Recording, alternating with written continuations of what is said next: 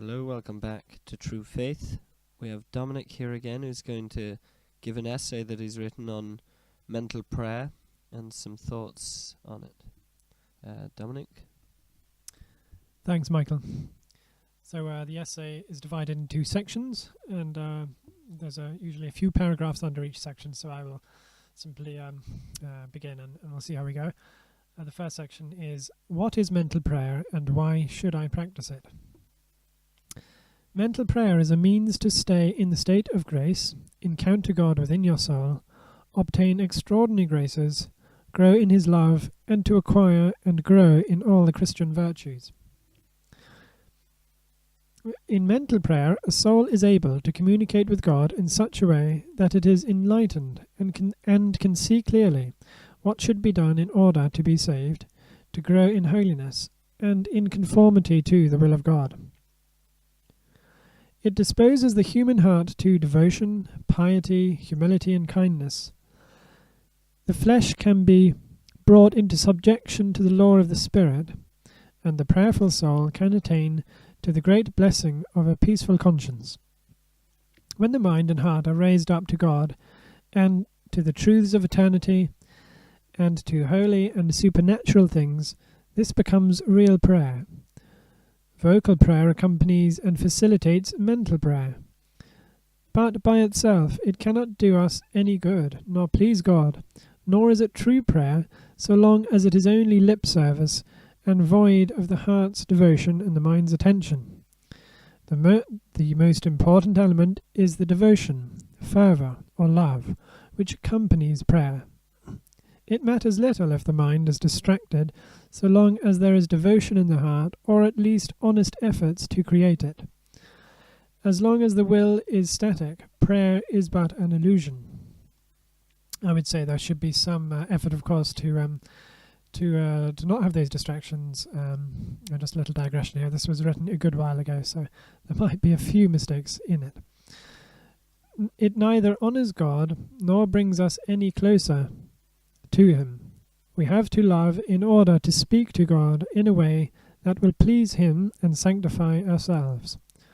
For after all, He is love, and to engage Him in prayer without love is incompatible with growing in holiness.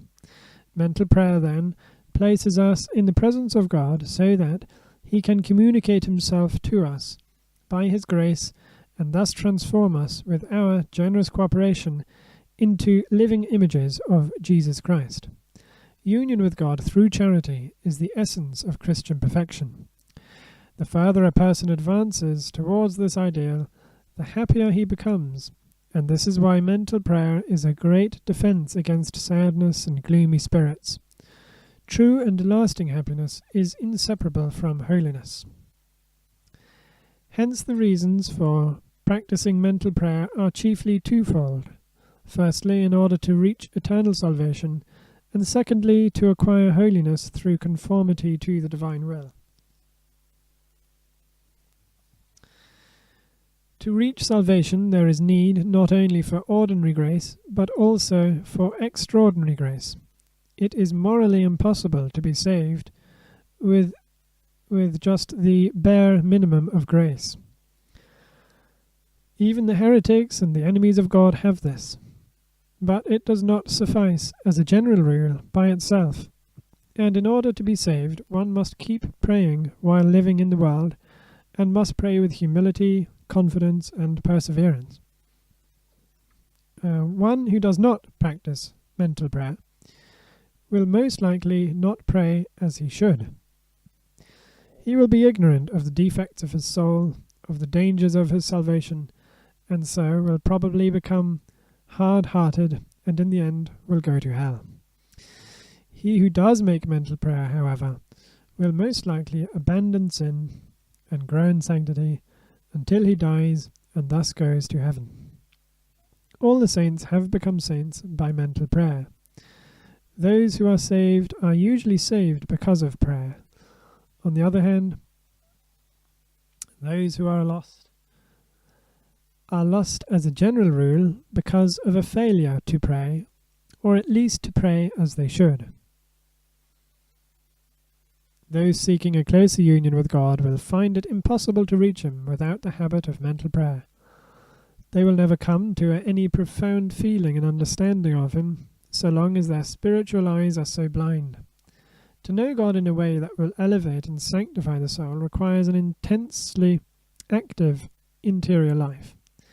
The key to this is mental prayer. It opens the spiritual eyes of the soul, which are blinded by the effects of sin, and arouses the inner man to pursue health of soul. This health of soul is spiritual reformation, whereby a soul is made holy and pleasing to God. Now there can be no sanctifying knowledge of the divine without knowledge of self. The light of self-knowledge is communicated only to those who practice mental prayer. By knowing ourselves, we acquire holy self-contempt, a perception and love of God, and a desire to become more like Christ, which is the only way to please God, our Heavenly Father. As Christ is the way to the Father, so the way to Christ is through mental prayer and devotion to His Blessed Mother. One more little comment on that before we go on to part 2 is that this word holy self-contempt shouldn't be confused with I hate myself. We're supposed to love ourselves in God and for God, and the human creature is good in itself, and it doesn't deserve contempt of itself.